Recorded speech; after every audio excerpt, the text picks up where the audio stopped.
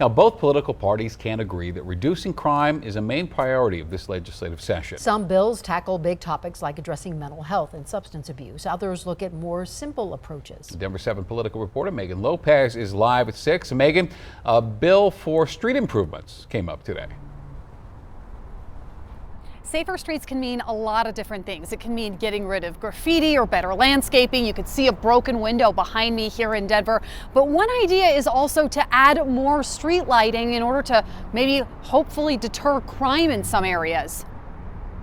We're here today to announce our plan to make Colorado safer. It was a press conference full of pomp, circumstance, and promises. And fund early intervention grants to prevent crime from happening in the first place. 3 weeks to the day after the governor and Democratic lawmakers unveiled their plan to reduce crime in the state. We're doing this with communities and local municipalities working together. One of their top priorities faced its first committee test.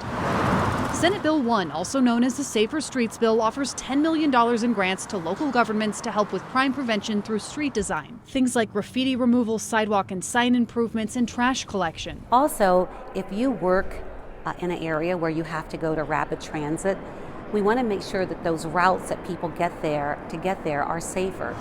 Another possible use of the money, streetlight improvements. We're giving grants to communities, and they are the deciders of how they want these funds used to make them feel safer in their communities. Law enforcement from Pueblo, Boulder, and Arapahoe County all testified in favor of the bill. These grants will allow cities like Pueblo to use environmental design to address crime. This bill just one piece of the governor's overall crime reduction strategy, and not nearly the most controversial. Still, this looks like a bill that's trying to do something that's already being done. It received a lot of pushback from Republicans who questioned whether it was necessary. They already have all this in place. I'm having a hard time understanding why we think putting $10 million into something is actually going to prevent crime in the state. Others questioned the vague language and whether this is a return to broken window policing. There's a lot of ways that this could go badly. There was also some surprising pushback. Denise Maez from Servicio Sigue stood behind the governor as he unveiled this bill package last month, but testified against the bill Thursday, saying it's good in theory, but I think that's partly why you need neighborhood and community involved in the first instance, because they'll tell you where the crime is,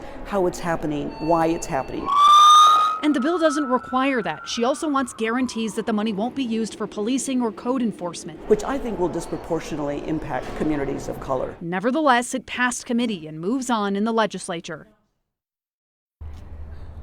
So after that bill passed committee hearing today, as people were kind of leaving that committee hearing, there was a heated exchange between a Republican senator and a Democratic staffer. Some words were exchanged and it caused a stir in the hallway for at least a few minutes. Obviously, emotions were running high with this bill. Needless to say, both Republicans and Democrats want to take crime reduction in the city, in the state seriously, and both have their own ideas of how they really want to see that done. I'm live. Megan Lopez, Denver 7. And we know you'll keep watching on what's happening at the Capitol. Thank you, Megan. And there is a stark difference in opinion on whether better street lighting actually makes a difference on crime. A study by the University of Chicago found increased levels of light led to a 36% reduction of nighttime crime, such as murder, robbery, and aggravated assault. A different study by a group called darksky.org found street lights don't prevent accidents or crime, but do cost a lot of money to upgrade. And it is important to note that darksky.gov is dedicated to ending light pollution worldwide.